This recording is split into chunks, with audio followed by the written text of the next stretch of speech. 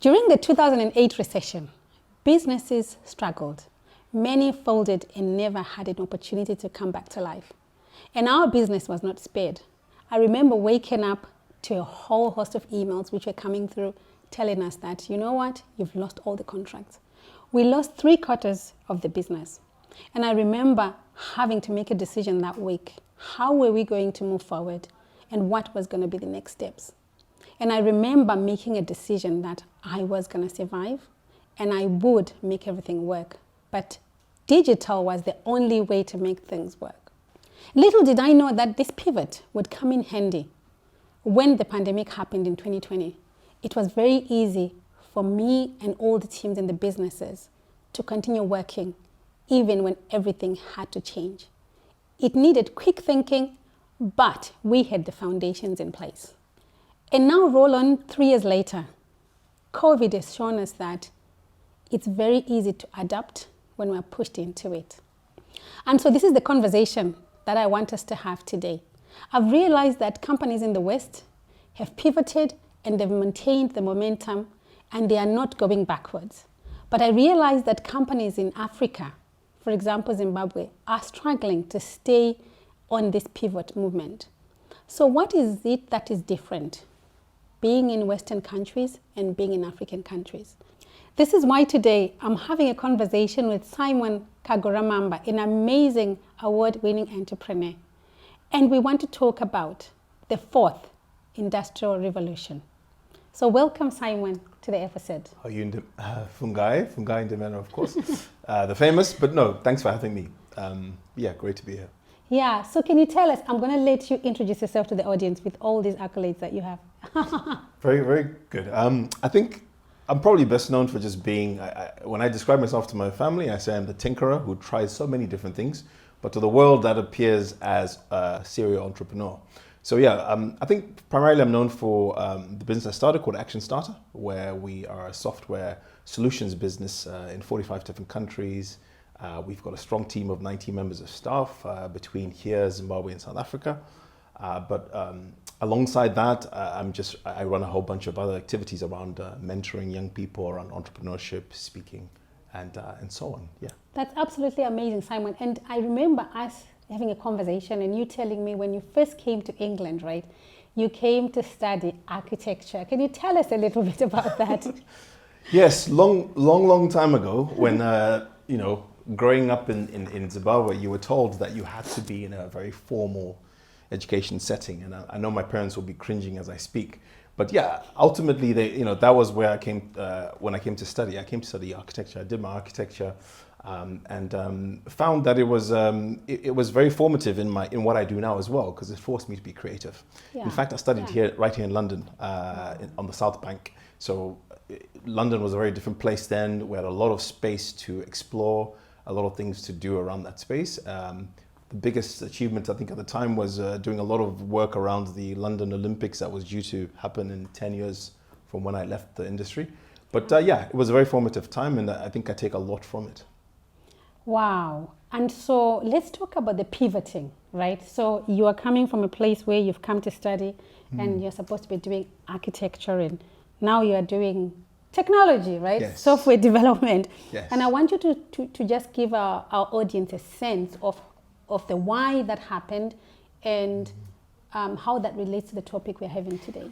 Yeah, no, very interesting. So I think I quickly realized, being in the industry, that it's going to take a long time to get to the top. Right. Not only am I in a foreign country, but equally, I was one of the best in my cohort, I guess, because I was one of the 3 to get a job. Everyone else didn't get a job. Mm-hmm. So quickly I realized how competitive it was going to be, but also knew how many years it would take for me to get to the top. Right. And naturally, we want to be successful. I think we all want to be successful. I could see that the journey was going to be long. Right. So I moved into a space where I thought, well, my whole passion was around music, creativity. I remember distinctively saying to myself, I want to do a job that challenges me every day. Right. And you can see the background to this as I was editing and updating Windows all day. Wow. For architectural drawings that had failed at planning. So that motivated me to go strong into it. And then I started dabbling with web. There was no software, there were no Facebook didn't exist those days. There was no social media. It was a very different world. Yeah. So you had to do everything from scratch. And I taught myself how to do it, thanks to a lot of help from the people around me at the time. And the reason, like I said, was to just start to create the future I wanted. Right. Which was really driven by being creative and doing something different every day. I didn't want to be stuck in the center of in just repetitive tasks. And if we tie that back into, I think specifically your question was tying it back into where we are now. Yeah. Where we are now. As you see, we've just come out of the COVID pandemic. A lot of people lost their jobs, and especially the young people, right? Because you've got the young people who had just gone into industry, maybe just qualified from university or whatever, and they needed to go into jobs. We have got the group of people who probably were trying out new things and they didn't work. And then we have got the group of people who could have been architects like yourself, and suddenly they were told, no more jobs. No more jobs. Right? Yeah. So we are in a new revolution, and I believe that this is the fourth industrial revolution, if you look at it. So how can we tie that back to that experience and how that can inform the person today? Very, very powerful. I think that's perfect alignment there. I think when I look back and compare it to what's happening now, I think the similarities are the same. It's like we were told that the world was shaped, the work world was of this structure. You had to get a certain degree, a certain kind of achievement in order to be successful. And yes, the fourth industrial revolution has changed that, because it's kind of leveled the playing field a little bit. Yeah. It's kind of created a scenario where if you're in countries where you are predominantly in a lesser kind of opportunity position, you can now see yourself as leveled and being able to do more. Right. And I think what needs to change, though, in the mindset, which is what changed for me back then, was your belief in yourself that actually, you know what, I could step out of this frame that says you have to be this way. Right. And start something new. And I think that's where we are today, where I think a lot of young people have to release themselves from the cultural or environmental pressures that have created this idea that if you don't have a job, you have nothing. And unfortunately, some of that is actually ingrained in our culture. Yeah. But a lot of it is also ingrained in what we hear and listen to. Right. I think it's that needs to change. You need to adopt to the new world we're in. And I take note from what you said earlier about COVID, that it really changed that even more than this fourth industrial revolution. COVID kind of said, you know what, we could be whoever we want to be and still operate. Well, it opened up the globe to the world, let's put it that way, and gave that opportunity to be whoever you want to be. I think that's the best way to put it. Yeah, and the way I put it is that, your house could be in England, right? Yeah. But your door could be in Zimbabwe. Absolutely. Because it is a world without boundaries, right? Yeah. But it's the transformation has to start in the mind. You have to start to see that these opportunities are there for you. If you can connect, let's just say, for example, the tools that people are using to connect socially every day. Our Facebook tools, our social media tools, right? Our WhatsApp tools. Yes. We are now using them for social connection, but also for business. So if we look at that to say, okay, if I'm able to connect with someone from anywhere in the world, of the 18 billion people on the planet now, right? You can connect with anyone. Can you think about it that you can also work with anyone? Yes. You can also start a company that can serve any one of those people. Indeed. Yeah? And I agree with that. And I think maybe this touches on a point where, if I look back to the genesis of ActionStarter, the business I run now, it really came from taking the opportunity in a different country. Because if I look back to the origins of just where I was when it started, I think I'd just come back from Zimbabwe, where I'd gone for a whole year. And I'd moved to Zimbabwe after leaving an opportunity that I'd been working on for a while. Went back with the intention to stay. Did a lot of work on the continent. Did a lot of volunteering. On coming back here, I quickly realized that the mindset that I had groomed during that time would be easier. Well, had more opportunity in this environment. Let's put it that way. Right. And the technology I've been working on for the last 5 years in my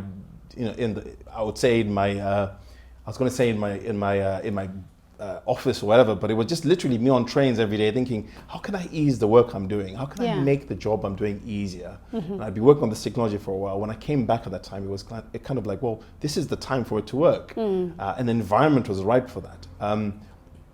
But why am I touching on this is because I think when I then look at what then happened for the following 3 or 4 years, is that I realized pretty quickly as well that even the opportunity in this country was even less than the one across the world. Right. So coming back to what you said about realizing that the world's bigger than where you are, when I realized that, it's what sent us internationally, so we could actually start service people we had never met, landing in countries I'd never been to, thinking, well, actually, do you realize, I remember speaking to someone on the plane, and we were both out there, I think we landed in Oman of all places. Right. Who would have thought I'd been Oman? Yeah. And I remember looking to someone next to me, and he was a sales guy from Singapore, selling some stuff in Oman. I remember we looked at each other and said, well, you know what, in Oman, we are the only people that do what we do right now. Right? Which made us realize that when we export our talents in whatever way we do digitally, we could be reaching people that really need our service. Absolutely. As opposed to being in a country where you feel like you're competing all the time. Yeah. So what I'll be saying to a lot of the young people, a lot of businesses that are probably, if we look back from a Zim context,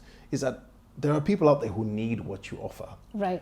The difference is you're in an economy or a situation where people don't well, maybe it's too competitive or people just don't appreciate that. But when you open your wings to that kind of global world, you suddenly have a market that you can't fulfill. Like there's too many of them. Right. And I think that's what COVID has done. It's kind of said to every young person, you studied to be an architect, you studied to be a nurse, you studied to be, or anything digital. I will always touch on digital, creative. Your creativity does not have to be limited by your environment. It can be anywhere in the world. Yeah. And I think that's where I would be saying to a lot of young people, really change your mindset on that and start to see things slightly differently. Thank you. That's absolutely amazing. The World Economic Forum describes the fourth industrial revolution as a new chapter in human development that contains both huge promises and potential peril. How do you see countries on the African continent being part of this fourth industrial revolution? And how do you think, or how do you suggest they will be able to manage these so-called perils? Yeah, it's a very good question, Fungai. I think when you look at the African continent and you realize the fact that we have the largest youth population, that is, we're going to be the largest youth population in a couple of years, because this industrial revolution started quite a while back. I think we have this wonderful opportunity to level the playing field by utilizing our young people. When we talk about the young people in this generation, we're obviously talking about people who are well educated, not only because our systems have given them that education, but also they're well read. They're always kind of pushing to be at the top in whatever they're doing. And I think when you look at the fourth industrial revolution, which really starts to talk about how we move away from the traditional arithmetics, English, maths as being the future, and being this creative, collaborative, being able to introduce our young people to that is where the opportunity lies. And I think the society, or should I say the structures that be in these African countries, needs to realize that the power is in the youth. When I talk about youth, I also talk about not just age youth, but I mean youthful minds, which is I'm always criticized for, because people say I'm 50 and I'm still a youth in mind. But it's having this thinking that, look, we are young, we're able, we have the ability to do it. I think if we talk about it from maybe an age perspective, when we talk about young people, and we're talking about young people still in, say, school, primary school, and so on, there's also a wonderful opportunity to start to introduce these other ways of thinking that are not just purely based on getting an A and a B at GCSEs or whatever O levels, as they put it, and starting to introduce this idea of by solving problems early on, you are teaching young people that value comes from solving problems, not from just cramming how to certain stats. It's in solving problems, collaborating to solve those problems, learning in different ways that's not limited to just books and what you learn in class, but YouTube being an incredible resource, which is sometimes free in different countries in Africa. Absolutely. It's just teaching the young people to realize that we're not limited anymore by how much you've book studied. It's about where you can apply your skills to solve a problem. So I think that's where the industry needs to move towards, to start to see value in young people and their ability to solve problems for their generation and beyond. Yeah, and I think it's interesting because COVID has forced us into that anyway, isn't it? Great. And we are saying in the West, we have kind of realized the potential and we have maintained the momentum. But what I can see is that African countries are kind of curling back and going back to their old ways of doing things. Yes. So how do we ensure, or what is it that we can be doing maybe as companies or as employers to make sure that we are clinging on to this change and we are forcing ourselves to now make this opportunity the normal? And for people who want to be entrepreneurs, how can they make sure that they make this the normal? Yeah, it's a great question, and it maybe reminds me of a scenario. So when I first thought of investing in Zimbabwean youth in terms of just for our business, I remember at the time thinking, we have this, within the company I was in, there was myself, I was a coder, self-taught it is, and there was another coder who was from Zimbabwe. There was a team, we have a team in the UK, and then we thought, well, we need to expand. And at the time, we were looking at Malaysia, we're looking at other countries, purely because of time zones and all of that, but also just value for money. And when I remember looking back on Zim, I quickly realized that the people were there, they just weren't given the opportunity to say, I'm here. Right. And let me explain that a little bit more. So when I come back to your question of how companies can help that, a lot of the young people in Zim that we met and interviewed were in companies where it was kind of top-down hierarchy. Okay. Yeah, the boss says, this is what we're doing, this is what we're doing. Yeah. Now, you might know better, you might have a better idea. And I remember one guy saying to me, I'm so used to not raising a concern because the minute I do, I become the concern. Right. Right? And that is so telling in how they think about their ability and their talent. But isn't that about the culture? It has 100% to do with the culture, right, and how the culture is being interpreted by the young people, because it kind of says, you're not able to do it without me, the boss, or me, the company, or whatever. So to answer your question earlier, I think empowering the young people to believe in themselves is where the opportunity is. Okay. Businesses need to realize that they've invested in bringing in young people with creative minds and the abilities, they've trained them, and now it's time to give them the controls. It's time to say, look, okay, you make the decision, I'll back you, and I'll support you, but I trust you. Really? In the African context? That's where the solution is. It's going to be difficult, but that's where it has to happen. Remember, in our culture, dad speaks and you listen. Tell me. Yeah? Yes. There is no conversation. And now that culture is transferred into the workplace. The boss is the boss. You do as the boss says. Yes. But you are saying that we need to change that mindset piece to say, okay, as bosses, we need to listen. Allow the minds of those young people to be creative and innovative, and then we take on board the creativity and the innovation and give them those opportunities. But I think there's going to need to be a cultural shift.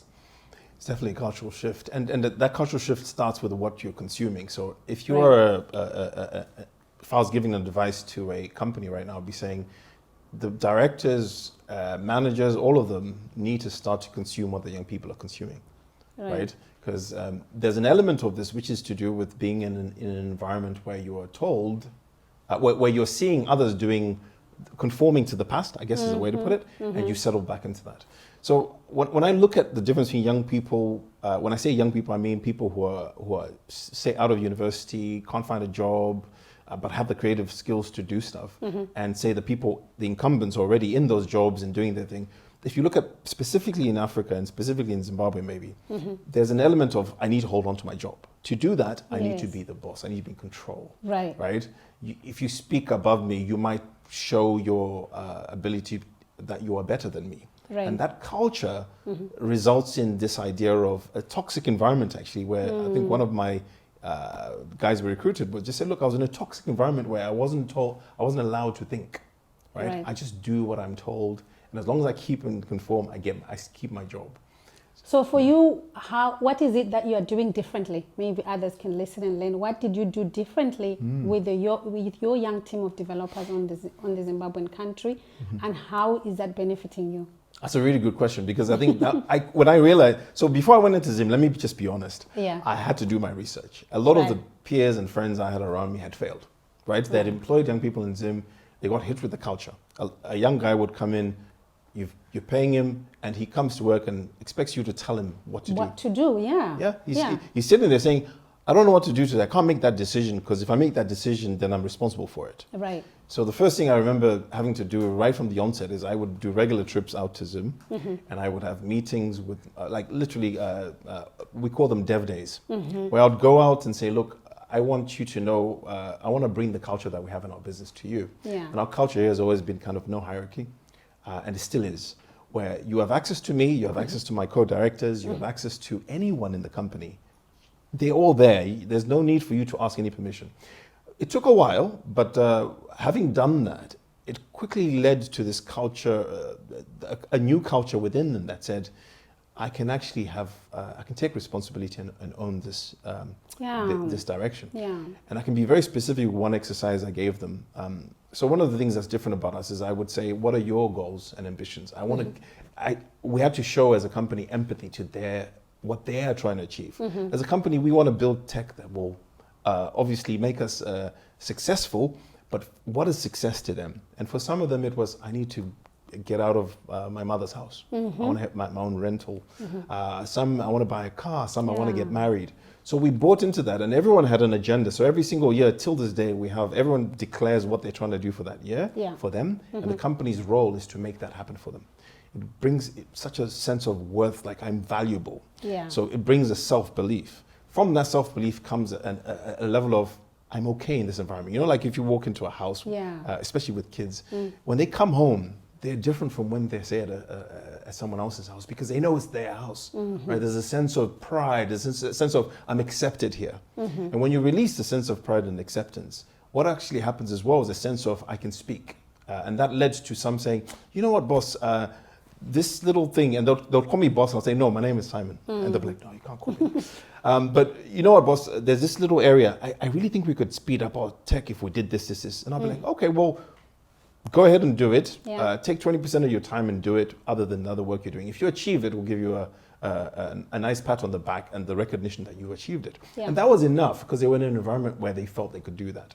So what's happened over the time is just we've kept pushing into that to a level at which now we have a sense of, you know what, we're allowed to do whatever we want in the business, as long as it's within the channels of we're growing the business and making it successful. So maybe to just highlight the points I would give to another company to say, look, this is what you need to do is, one, love the people you employ beyond the money that they're making you, because that's really where some of this comes from, greed.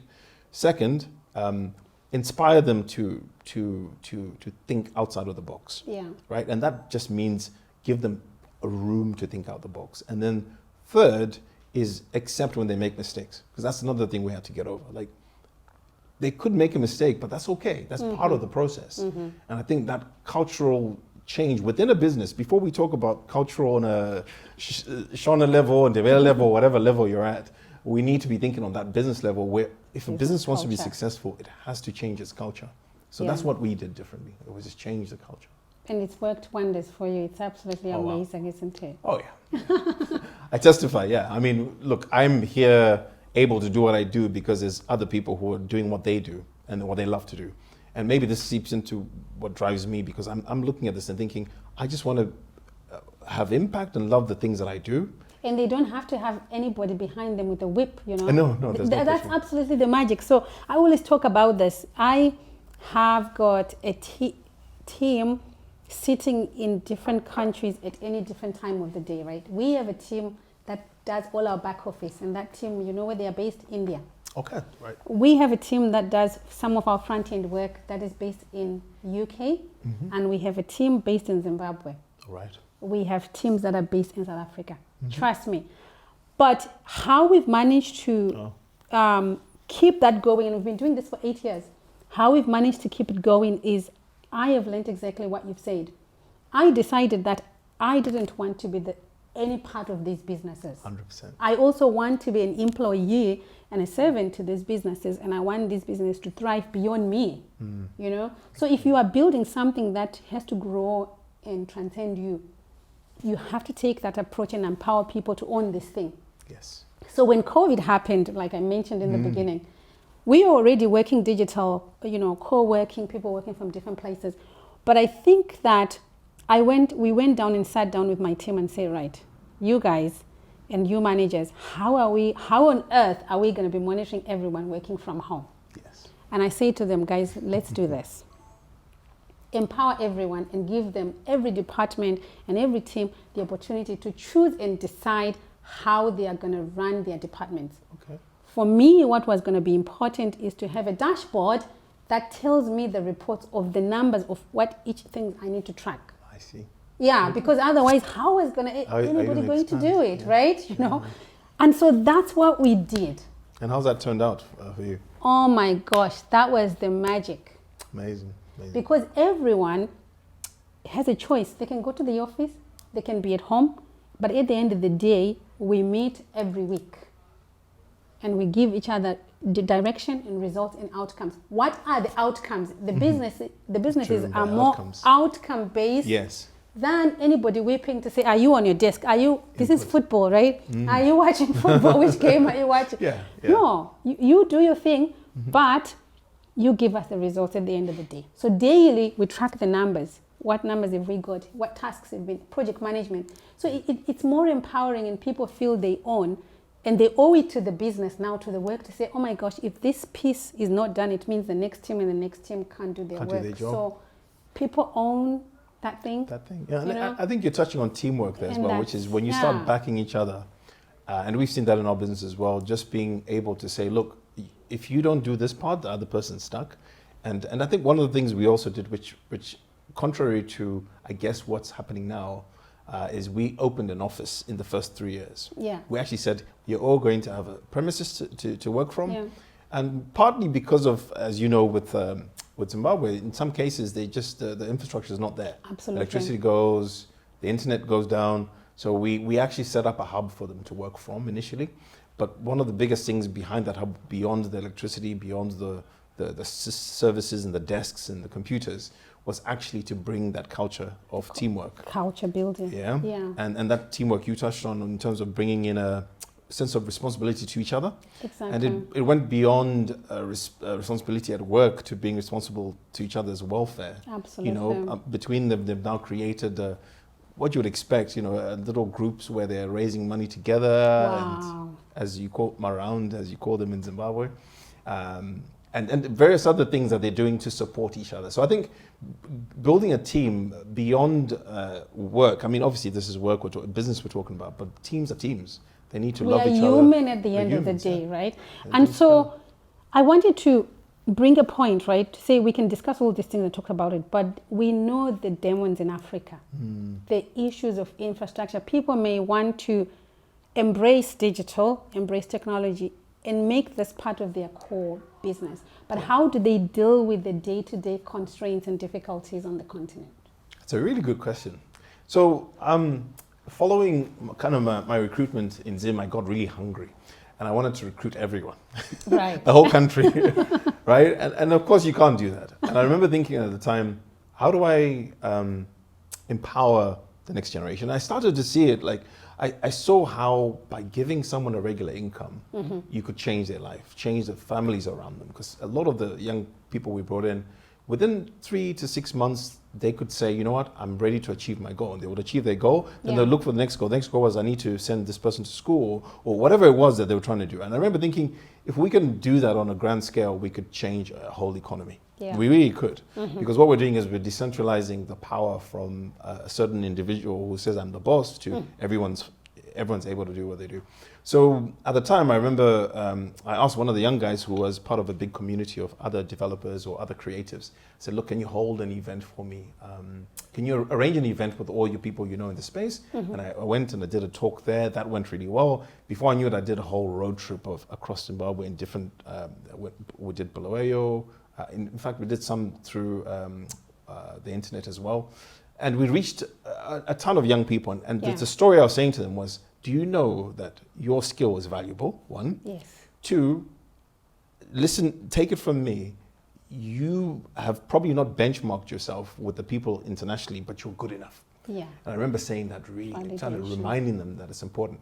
And then, of course, making them realize as well that they had this opportunity outside, that people outside wanted them, we wanted them. Mm-hmm. So I guess from that came what I think I shared with you briefly. That was something called the 1K challenge. How could I get people to earn $1,000 a month Yeah. without me being in the middle? You're right. How can I teach them to go and farm, and fish for themselves, let's put it that way, and bring the fish in? Without them leaving the country, without them leaving the continent. 100%. Right. 100%. Yeah. And the backdrop to this was also this idea that young people were leaving the continent to find opportunities and risking their lives, right? Yeah. So yeah, this belief that you can do that is real now, and it all led to this idea of mentoring, right? Everyone needs a big brother or someone who comes and says, you know what, I've been on this journey, walk with me. I know the journey is not going to be exactly the same, but it will be equally, with my help and my viewpoint from a different perspective, I can help you. And it's not financial help only that I'm going to give you, I'm going to give you insights on your specific situation. And I think that's become kind of the new outlet for me to do exactly as I said, in terms of reaching out and touching more people. Yeah. And I think a lot of us can do that, right? In terms of how do we take what we've learned and clearly mark it out in a way that someone else can follow. I'm not saying a blueprint, but I'm simply saying just some guide points, some lights along the way to say, look, when you feel that things are not going well, that's normal. But let me ask you a question. Let's make this clear. On behalf of employers, are we saying then that we want every young person to become an entrepreneur so that they can join the 1K challenge in $1,000 plus? You know, or what are we saying? What are we saying? So I Yeah. want, again, because my issue is, while we can support the young people and empower them to understand that their skills are valuable, and, you know, whatever their knowledge they have, they can expand that and go beyond borders, right? They can do it. And I personally believe that anyone can be an entrepreneur. But we also have the group of young people who are in the jobs, you know? And so how can they harness the power of what's happening around them, still look after the job and still be good at what they do, but also look at other opportunities? So I just want you to expand on that. Yes. So I guess speaking directly to an employer, I think it's both it's on both levels. Employers need to see that the service they offer is not just, whilst you provide it locally, there is a bigger market out there, right? Yes. I touch on Zimbabwe again because that's where we're from, but Only 15 million people against 8 billion. 0.8% of the world's population lives in that country. Just make that. Yeah. What happened to South Africa? What happened to Mozambique? What happened to Namibia? What happened to the rest of Africa? Yes. Right? The minute you start to think that way, you will realize that to grow into those sectors, you need people who have creativity, new minds, who are not worried about getting on a bus or a train, or a plane to land in a new country and say, how am I going to figure it out? So you can expand your borders and still have people work for you Yeah. who are not in the local space as you. So you can employ people outside the borders. Yeah. Yeah. You can expand in that way, and that needs you to change your mindset on how you run your business. For the young people in those businesses who are looking for an outlet, you know, maybe you're like me, doing architecture, drawing all day, or maybe you're a painter or whatever it is, you have this maybe urge to become an animator, or maybe you love making music. There is now an outlet which is the global marketplace, right? Where people are saying, well, look, that little hobby of yours, I value it. I will employ you to create, 3 animations for me in your spare time, whilst you still do your full-time job, while you do that. And maybe one day that turns into an entrepreneurial venture where you take it further. But ultimately, it's just giving you that outlet to be creative. And when you are happy and when you're healthy, you will be a better employee and also a better person, I guess, because you're doing what you love. And for our young people who are feeling stuck, in Africa we have got many more graduates than anything, but they are all on the streets. What's your message to them? Oh, wow, that's a tough one. It's tough only because you need to remind them that they are good And that's the hard part. Right. Once someone knows how good they are and they get the kind of pat on the back, I think they will find their way to success, whatever success means to them. Yeah. So I think for them, I would be saying, release yourself from the thing that's holding you back from self-belief. Right. That's the only power you have against electricity going out, your mother saying you're not good enough, or you need to get to school, you need to just do school.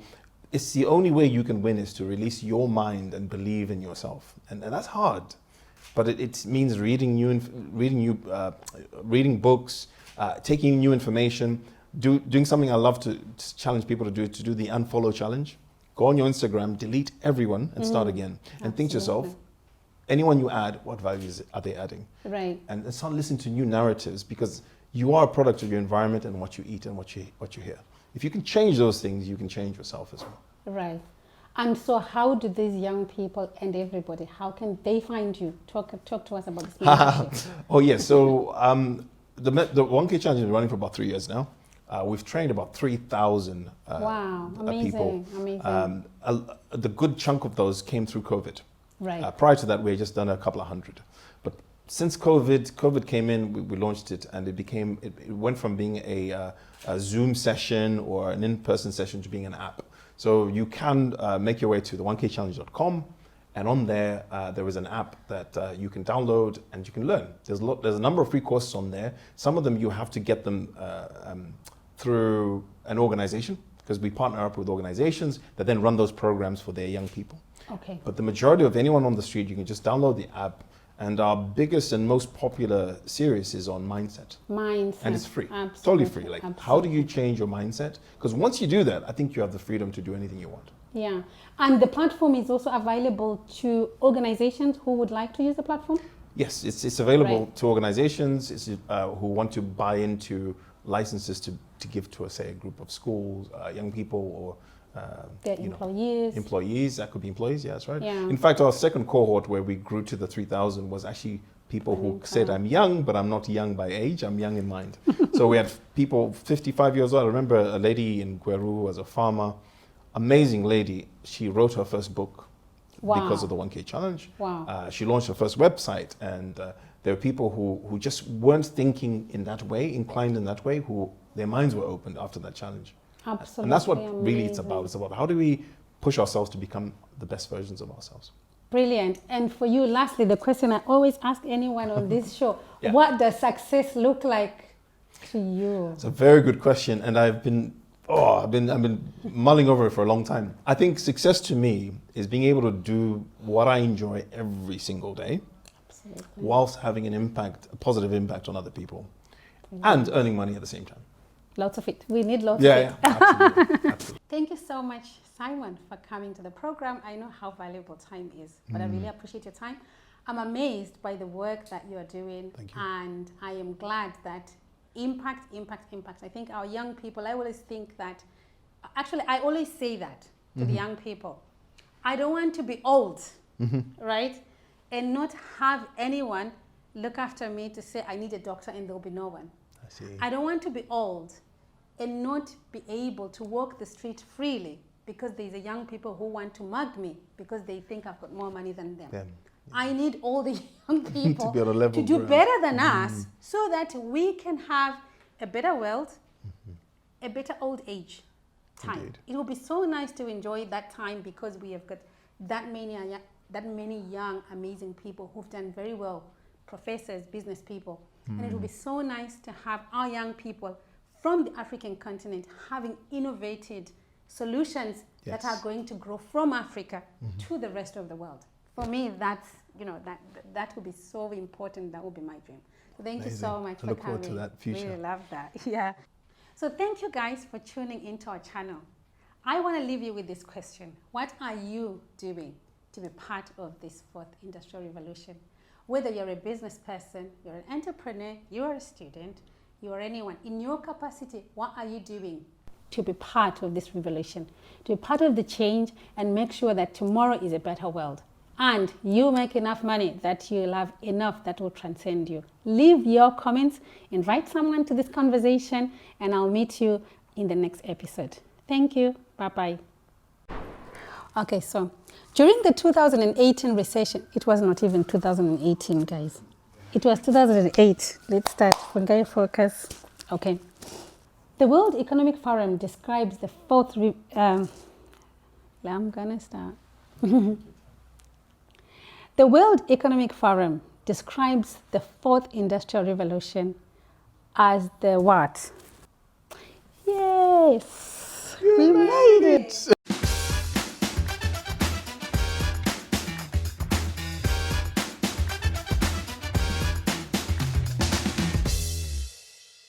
We ready?